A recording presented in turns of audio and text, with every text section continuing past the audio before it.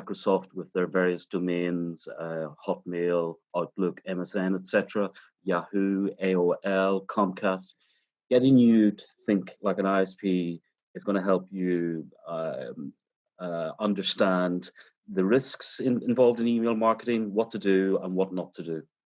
So this session, we will look at specifically the ruthlessness of the ISPs, the objective of email deliverability, how ISPs measure you as an email sender.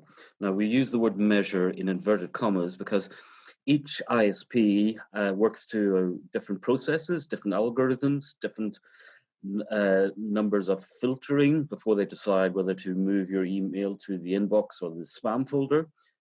So they keep that very much something that they keep very close to their chest, but we understand the to what extent how they are measuring you.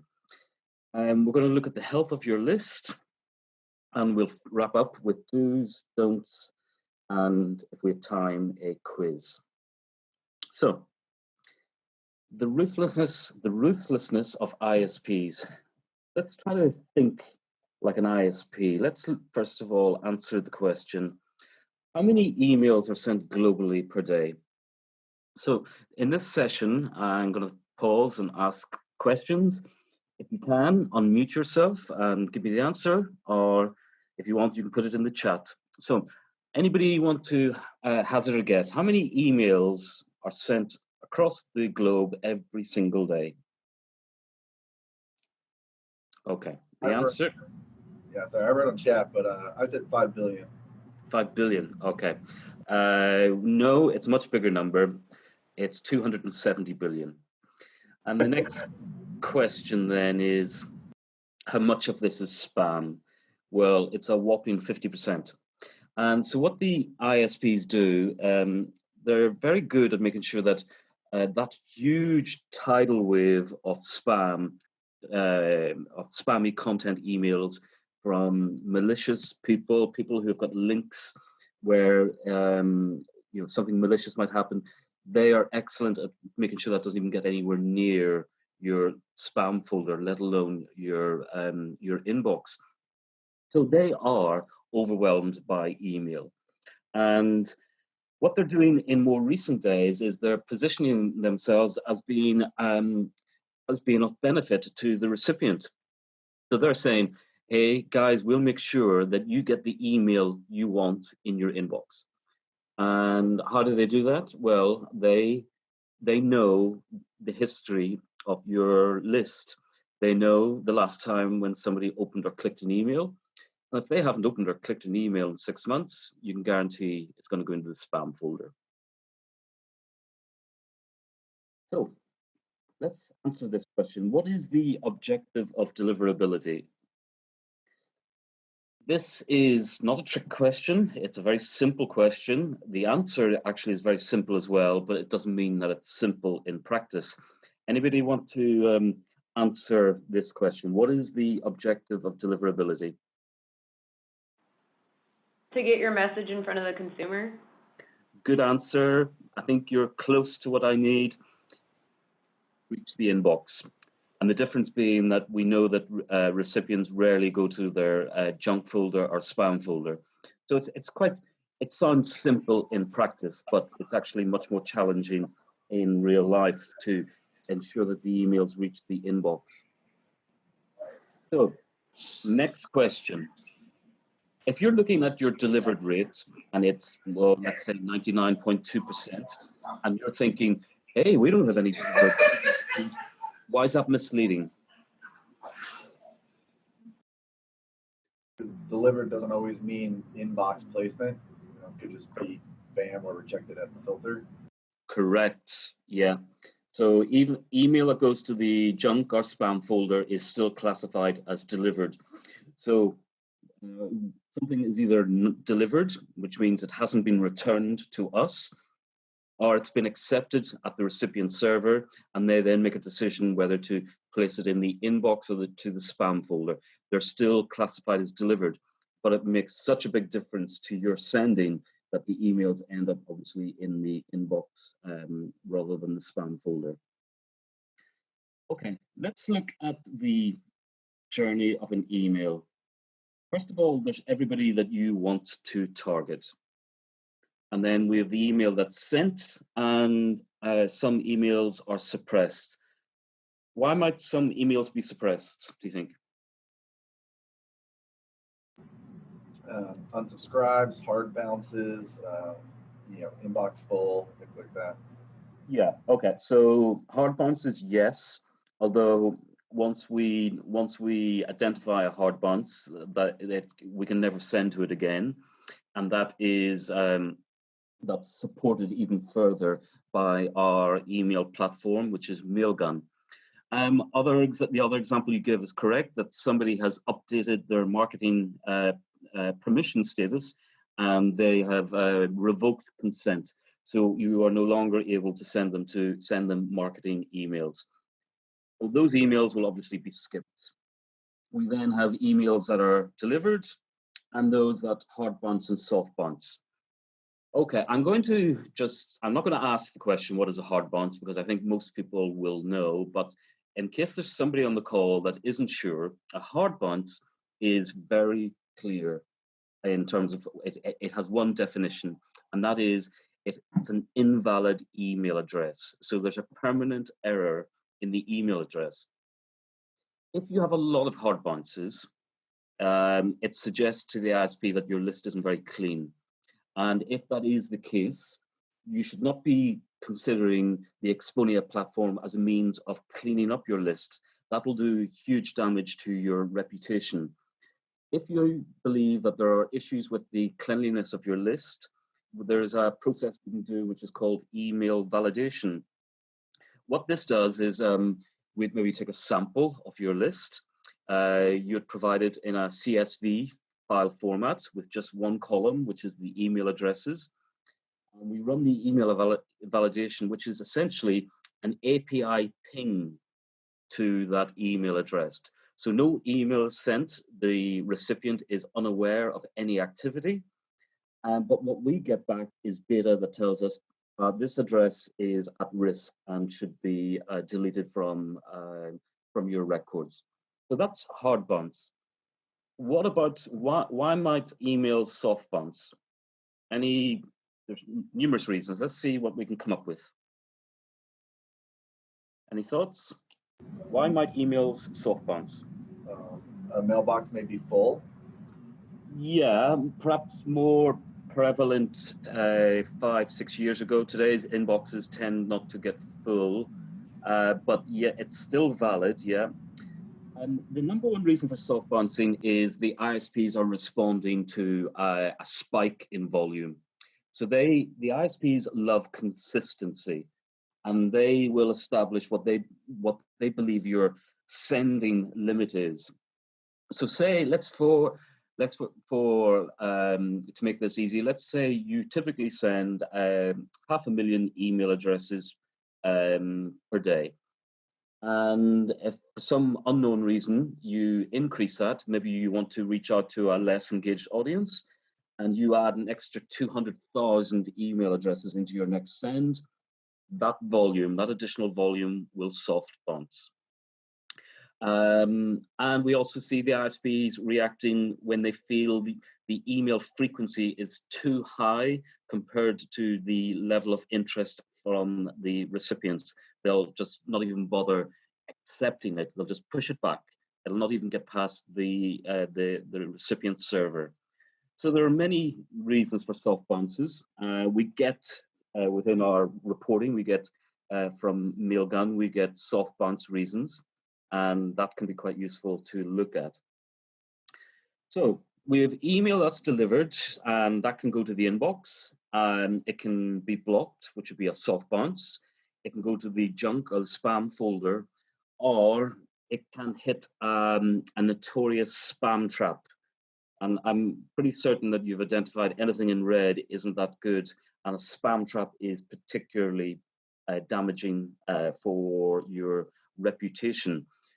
Anybody want to suggest, anybody know of spam traps, want to suggest what a spam trap is?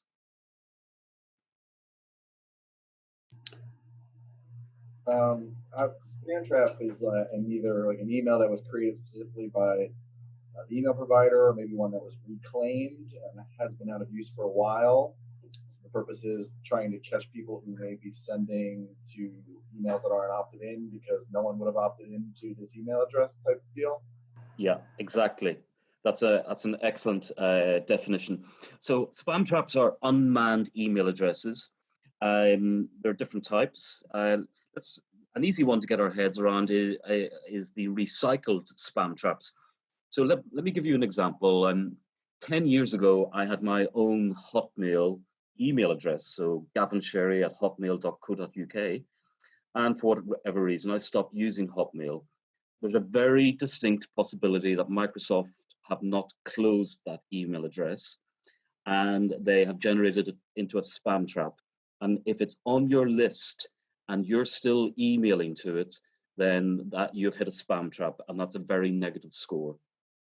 Other spam traps are coming from spam bots that are attacking your email sign up. And again, they are delivering unmanned email addresses. So it's probably the worst thing that can happen to you as a sender if you are hitting high volumes of spam traps. Can you identify within your list a spam trap? The answer is no. Can you, by use of segmentation, ensure that you are minimizing the risk of hitting spam traps? The answer is yes, and we'll talk about that in a little while. So, from the inbox, we have emails that are opened and unopened. And Exponea's definition of opened is the same as the industry definition. It means that the image tracking pixel has been fired and the images have been downloaded. And because we can engage with an unopened email, it's possible to click a link in an email where you haven't downloaded the images. We always reference open and click behavior in terms of email engagement. So the emails can be clicked, not clicked, and then unsubscribe and spam complaint. Now, both unsubscribe and spam complaint are probably quite negative metrics for you, but for the ISPs, there's a big difference. The ISPs accept that people unsubscribe from lists, and it's not viewed that negatively, especially not when you compare it to a spam complaint. And the people unsubscribe or complain of spam for reasons that are due to maybe the frequency is too high or the content just isn't that interesting. And what they want is to they want to leave your list.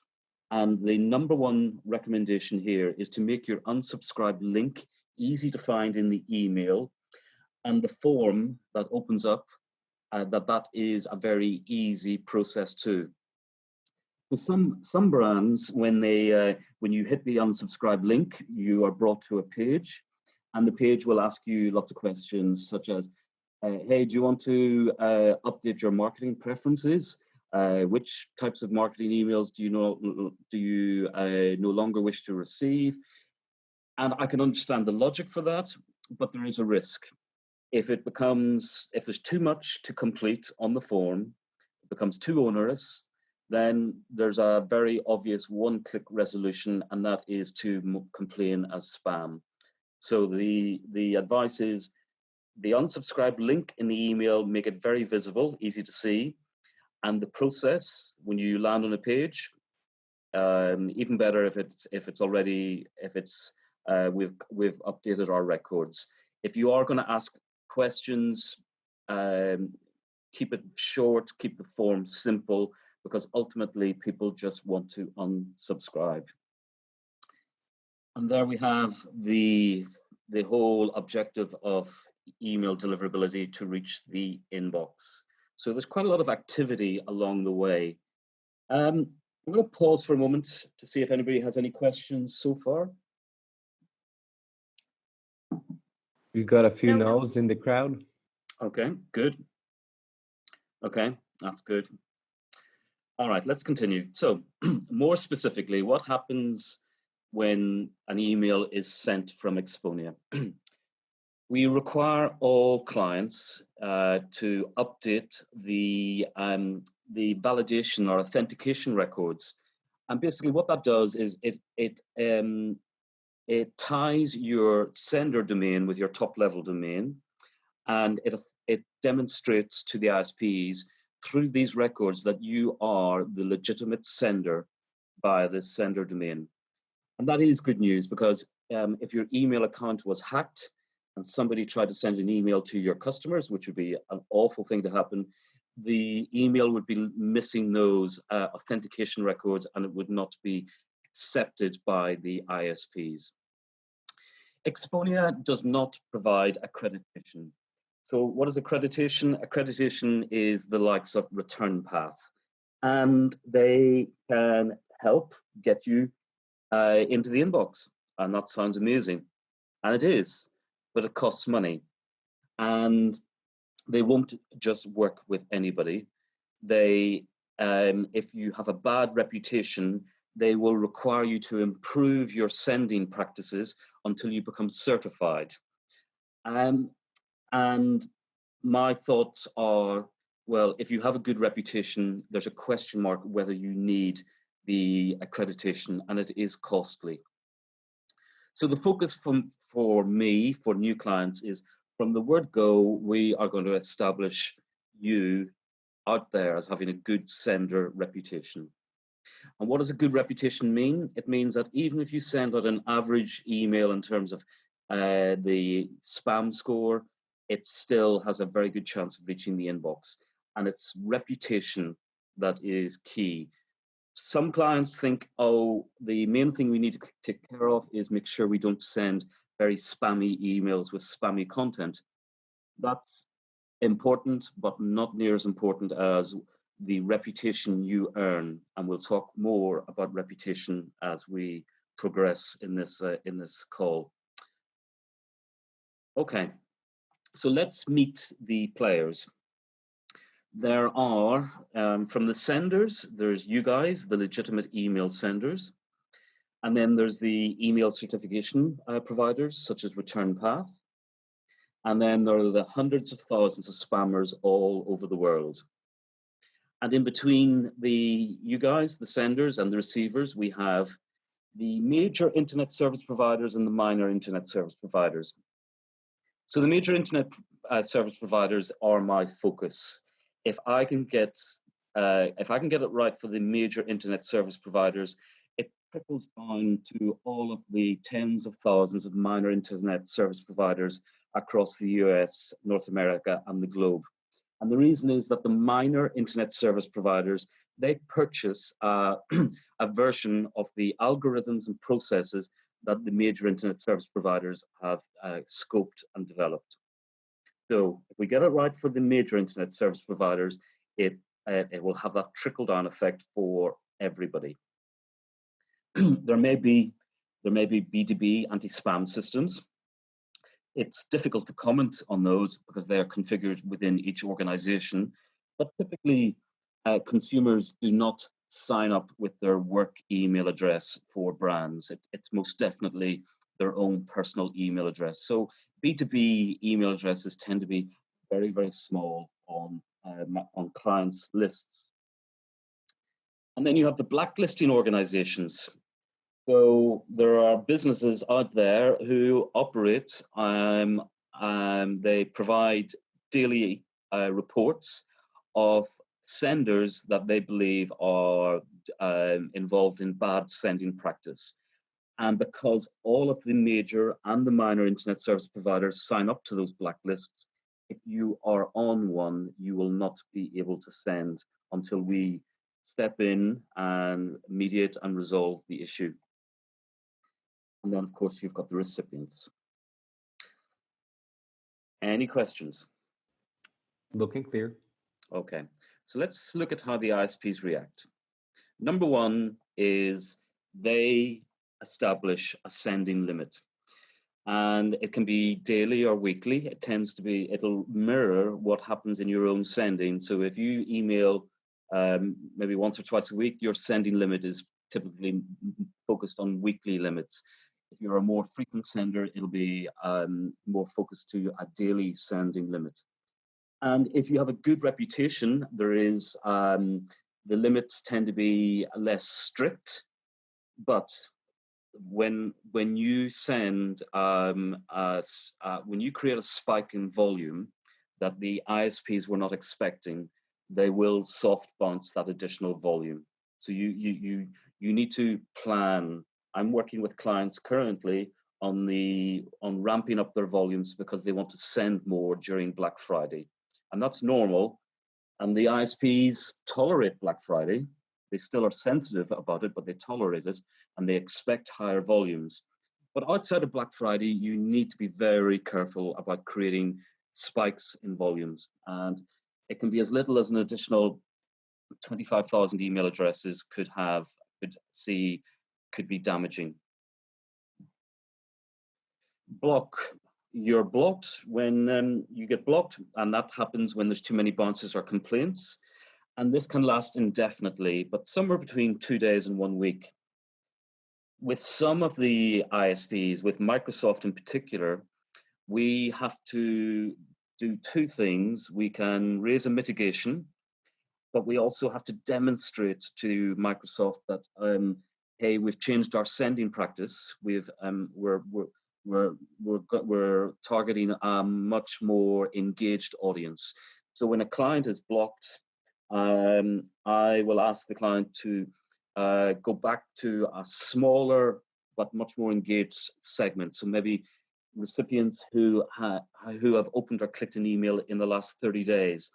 And that activity goes in tandem with raising the mitigation, and it can last weeks, or it can last up to a week. So the focus is prevention is better than cure.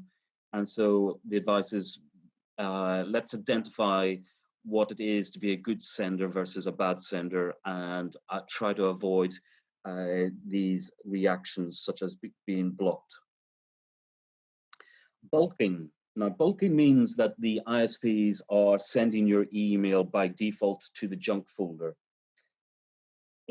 It's nearly impossible to, from any email platform, to identify if you specifically email addresses where the email is going to the spam folder. But what we can do is if we notice that our open rates with Gmail, where they are normally, let's say, 22%, and they drop to 4%, okay, there's an issue. All of that email has been placed in the junk folder, and we need to take some action. So you'll need to reference reports which are built at ISP level and monitor those for any drop in open and click activity. There's also something called a seeding list. So a seeding list is hundreds and maybe thousands of email addresses that are monitored. And when we attach a seeding list to your normal sending, we get the data back if the email went to the inbox or to the spam folder. And so that can be useful too. And then blacklisting. Blacklisted IPs cannot send email to any ISP who filter email based on that blacklist. And again, we need to appeal, get you removed. And part of the appeal is we are working with our client to improve sending practice and become a better sender. Any questions? Okay. So specifically, these are the attributes that the ISPs view negatively and positively. So in the negative, bounces. Too many hard bounces, your list looks unclean. Spam complaints, you need to manage spam complaints. There is a very, very low tolerance for spam complaints. The threshold for spam complaints needs to be less than 0.1%. So it does not take it doesn't take much of an increase in volume in spam complaints, for an issue to arise. So you need to manage your spam complaints. Spam trap hits. We mentioned spam trap hits earlier. Pristine are the new email addresses that are being added by spam bots to your list, and they're unmanned, and they are becoming more and more prevalent as a reason for spam traps. We're seeing more and more of these pristine spam traps, and it's coming from spam bots that are attacking your email sign up on the website. Recycled, well, I give you an example of recycled with my own Hotmail email address. A good question might be, well, how long does it take an ISP to convert an inactive, to recycle an inactive email address? And it depends on the ISP, but somewhere between 180 and 270 days. The next two actions are viewed negatively. The ISP sees them and it surprises people. And that is when you select a group of messages and you tick them, and then the next action is mark as read or delete, they see that activity. And so that's a negative score as well. On the positive attributes are add to safe sender or add to address book. This action takes place. There's a very low conversion with this action. It's sometimes as low as 2%. That's okay. When it does happen, it's a huge boost to your reputation. Even though it's happening on an individual level where somebody is whitelisting your sender address as being safe, when it happens, the ISPs note it, and it's, even though the numbers are small, it's a real standout action. And so in the run-up to Black Friday, you should be using this add to address book as a tactic for Black Friday. And you could be saying to your list, to ensure that you get our best deals over the crazy Black Friday weekend period, make sure you add us to your safe send or add us to your address book. And that when you use that tactic, we see much better conversions on add to address book, which is nice. The main activity that the ISPs see and what we want to demonstrate is healthy, open, and click activity. Forward is also positive, favorite is positive, and reply to is positive. Within Exponea, it's possible to allocate email address within your company where people can respond, and it's viewed positively. Probably a more accurate statement is the ISPs view it negatively when recipients can't reply to a marketing email. So if you can create the reply to, that is going to be a positive. So open rates, they're a little bit like hotels, 5-star, 4-star, 3, etc. If you're getting open rates, unique open rates of 25 or more %, that is excellent. You are ahead of any benchmark that you will look at. The target for clients coming to Exponea is, if you want to avoid deliverability issues, you need to aim for a target of 20 or more %. And if you're in the teens in your open rates, you will have deliverability issues from time to time.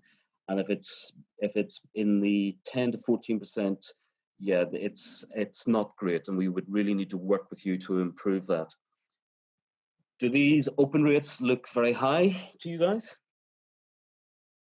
Anybody achieving above 20%? Yeah, ours is about 30%. Excellent, good. That tells me that you segment your list. Yeah? Do you segment your list? Yeah, we do it by like active, based on like customer interactions with our emails. Okay, nice. Okay, good. Well, that approach of segmenting your list according to when people have opened or clicked is probably the number one recommendation we would make to any client. So, with deliverability, many factors are analyzed. I said at the start, reputation is key. But when you're new, so you're coming to Exponea, and your sender domain is new, and let's say you have a dedicated IP as well, that's new, your reputation is 0. That's not bad. It just means the ISPs have no data at the moment to process in order for them to form their reputation as you as a sender. In that scenario, in that situation, we've got to start with the quality of your contact list. We want to make sure that all of the marketing permission status is bang up to date, absolutely bang up to date. All the hard bounces have been removed. And then we need to look at your list and identify the best segments, so the most active part of your lists. And we will use those email addresses in the early days of the warm up or ramp up. So using your best data from the word go is a key tactic. But as you start sending, your reputation does form, and I would like you to go away knowing that your sender reputation is what determines whether you will have deliverability issues or not. And your sender reputation, we'll talk about that in the next slide. It's comes down to IP reputation and domain-based reputation. Other factors that are considered in terms of deliverability is the frequency and relevance of the email. So if you are emailing every day, that puts you in a slightly more challenging situation with regard to the ISPs. They are harder on very frequent senders. So if you're emailing every day, that is a challenge, and there's an absolute requirement that you segment. Not everybody on your list should be receiving an email every day. So the frequency of the emails is important, as is the relevance. Are the emails just batch and blast? Is everybody getting the same content? Or are you making efforts to personalize the emails? Because we know that when the emails are more personalized, the engagement goes up. So that's the open and click activity goes up.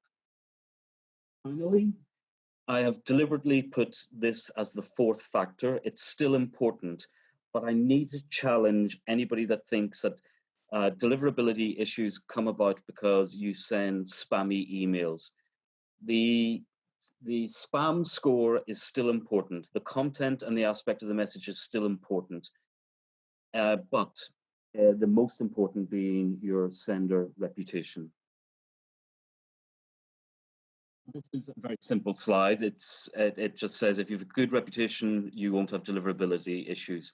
Most of my clients fluctuate between good and average, and that is very normal in email marketing. It's very normal for somebody high up in the business to say, sales are low. This weekend we need to do a massive big email send out, and they will include a less engaged audience, and that can have some impact for a few days. So most clients are between good and average. So we talked a lot about sender reputation, and it comes down to two types: the IP reputation and the domain reputation. The IP reputation is what gets you into the recipient server. That's an important thing for you guys to know. So if you're firing from a shared IP pool or a dedicated IP, all of that activity at IP level is clearly seen, and it's that reputation which gets you into the recipient server. What gets you into the inbox, however, is your domain reputation. So domain-based reputation considers what type of sender you are. Are you sending to everyone on your list, or do you segment? Does everyone get the same frequency, or do less engaged audiences get less?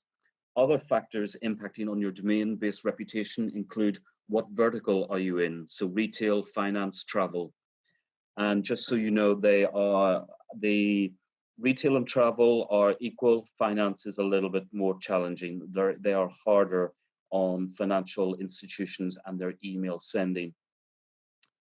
Anybody on the call in a particularly interesting vertical?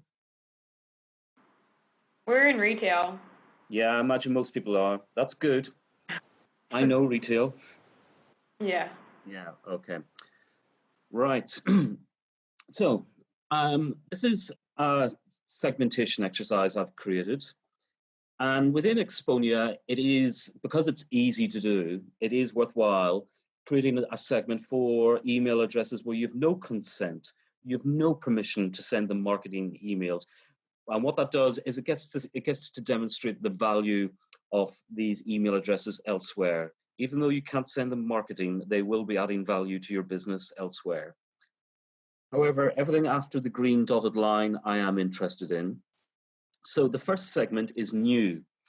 And the only criteria we apply to new is that they joined the lists inside the last 30 days. So they gave their permission to receive marketing emails inside the last 30 days. Passive, they are no longer new. Their creation date is between 31 and 90 days, but the last open or last click did not happen. So this audience are between 31 and 90 days, and they still have to open or click an email. Active, the creation date is greater than 31 days, and the last open or last click is less than 90 days. Lapsing, the creation date is greater than 31 days, and the last open or the last click is between 91 and 180 days. Lapsed, the creation date is greater than 31 days, and the last open on the last click is greater than 180 days. And what you need to remember about lapsed is that includes all email addresses. There could be some really, really, really old email addresses in there. So lapsed is a concern, as is inactive. Inactive, this is the passive audience. If they continue not opening or clicking, they become inactive in this segmentation. And we need to be very careful with lapsed and inactive email addresses. So let's look at a little bit of explanation behind each segment. So new is a good segment. New email subscribers are typically a very active audience. And for this reason, they're eligible for a reasonably high frequency. Most brands will build the new audience up to their higher frequency. They don't hit them with an email every day. So that is worth continuing. Passive is still a relatively new audience. They're older than 30 days, but less than 90. And we should still give this segment the chance to engage in your emails. However, if you're a very frequent email sender, you should consider moving the older emails, so 60 to 90 days since sign up, moving those from this segment to a reduced frequency. Passive should not be a very large segment in your list, typically less than 2%. If it's higher than 2%, you need to rethink your welcome strategy and welcome program. Active. A healthy list will have at least 40% active email addresses. The best I've seen is one client's major global brand, very popular brand. Their active base was about 65% of their list. So that gives you some parameters. 40 is the lower end of what you need to be targeting, and the highest I've seen is about 65. And this audience are eligible for your highest frequency of email. Lapsing. So this is the audience who their last open or click is between 3 and 6 months, between 91 and 180 days. The number one reason why people tune out of brands' emails is that they're getting bombarded with very similar content. Try fresh content ideas, personalization to improve engagement. However, the number one recommendation is to move this segment to a reduced frequency. And what is a reduced frequency? If you're emailing every day, I would say 2 emails per week is recommended for this segment. Okay, do you remember we talked about lapsed and inactives, and we said these segments are dangerous? Well, the reason that the lapsed audience is dangerous is that in many respects, the ISPs know the health of your list better than you do. I'm not trying to be very clever in saying that, but it's how they react. If they see that a recipient hasn't opened or clicked an email in over 6 months, you can be guaranteed that they will start pushing your emails to that recipient into the spam folder.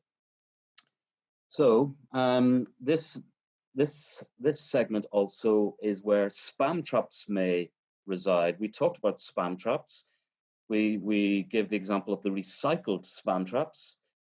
We reference as well that how long does it take for ISPs to convert inactive email addresses into spam traps? Somewhere between 180 and 270 days. So just because an email address previously opened or clicked, if that open and click isn't recent, you should be cautious of that email address. And that's why the lapsed audience, there's been 6 months of inactivity, they present more risks. And really, this audience are adding very, very little revenue to your business through the email channel. The same can be said for inactives. This audience have never opened or clicked an email. They are bringing 0 revenue to the email channel.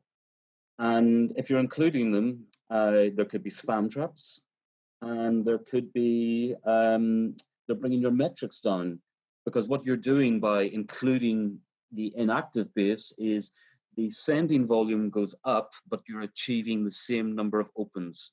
So by not targeting this segment, you will improve your open rates. Any questions so far? All clear. Okay, good. All right, so don't buy, rent, or harvest email addresses. You need to know the quality of your list. I would include with that the more typical situation, which would be maybe a colleague says, oh, hey, we've all these email addresses that we collected in 2018 from the stores, but they never got entered in. So we should start emailing them. No, they are already old email addresses. They've come from a source which generates a lot of hard bounces, and that's from when they're collected in store. Instead, you should be looking at these email addresses with a view to running email validation. Don't send emails to people who don't want them or can't receive them, so unsubscribers, spam complainers, or bounces. And if you're targeting European customers, you need to be GDPR compliant. And what does that mean? That means you need to demonstrate very, very clearly that you have you've been given permission to send email to recipients. And that permission is an unticked box that the recipient has ticked. So you need to be aware of that.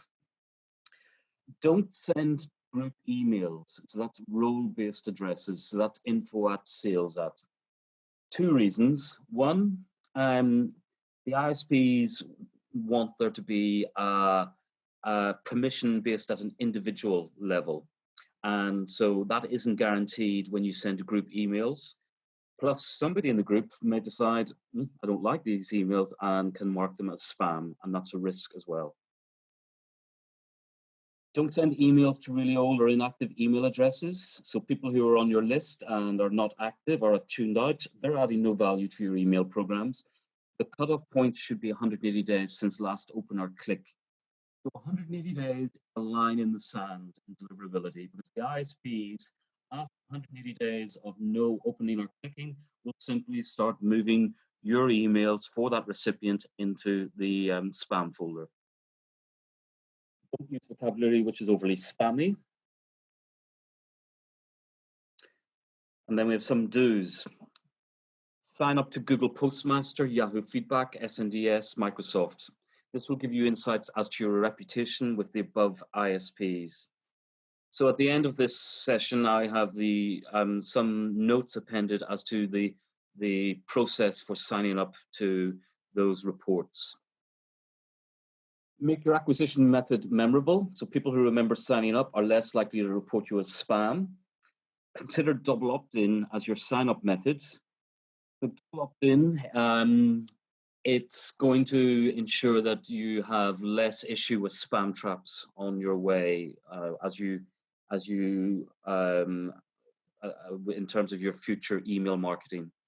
The rate at which people convert. So you've got the people that signed up on the website, they've entered in an email address.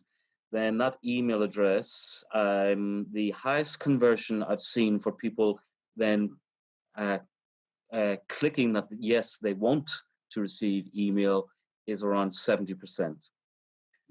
You should also include CAPTCHA on your web sign up to prevent spam bots from signing up to your list. You should manage email frequency to email engagement.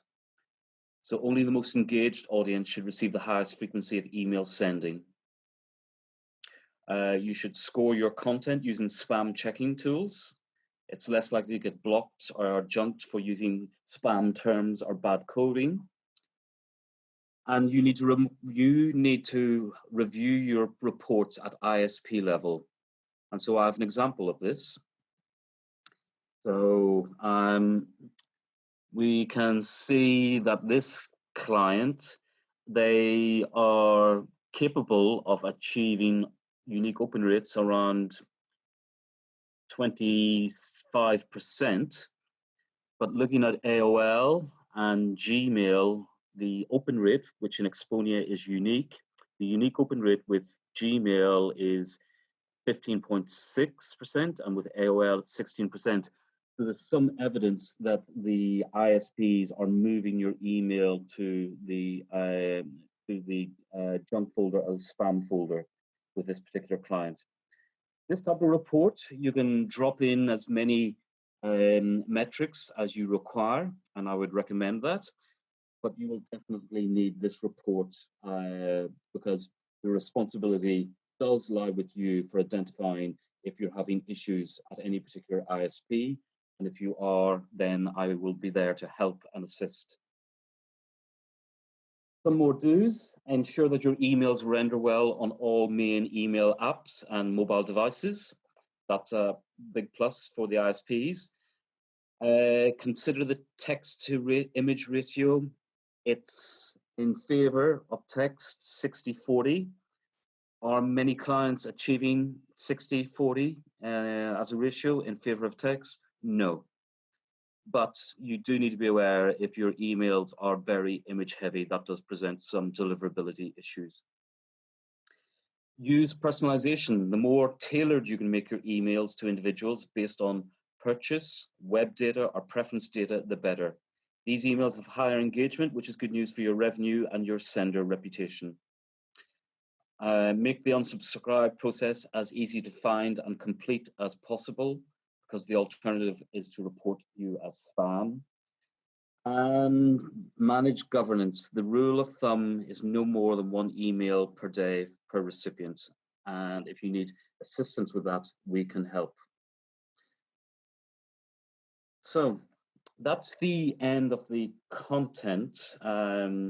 We have a quiz if we have time. How are we doing time-wise, Daniel? We've got plenty of time. Feel free to. Oh, okay, let's stop for a moment and let's check. Any questions from anybody on the call, please? No, it's all clear. So get a pen and paper ready, guys. All right, okay. So we have a quiz. It's really just for fun. It's going to work on pure honesty. So I'll read out the questions, give you some time to answer. And then when we've done all the questions and nobody needs any further time, I will go through the answers and you will note down your score, giving yourself 1 or 2 points depending on the question. So first one, What type of email address do ISPs not like? What type of email address do ISPs not like? And that's worth 1 point. What is the target for unique open rates in order to future-proof any potential deliverability issues? So what's the target for unique open rates to avoid any future deliverability issues? 1 point. Name 2 types of spam traps. Name 2 types of spam trap hits. I mentioned 2. Can you remember them both? How long does it take for an ISP to convert an inactive email address into a spam trap? And I made reference to 2 dates or 2 time references, and so that's worth 2 points. Final one. What tactics are recommended for avoiding spam bots attacking email sign-up?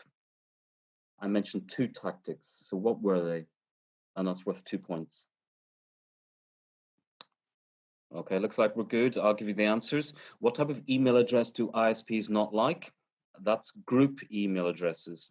So even if you give an example of info@ or sales@ or marketing@, that is fine. You can still give yourself 1 point. So they do not like group email addresses. What is the target for unique open rates to future-proof deliverability issues? 20+%.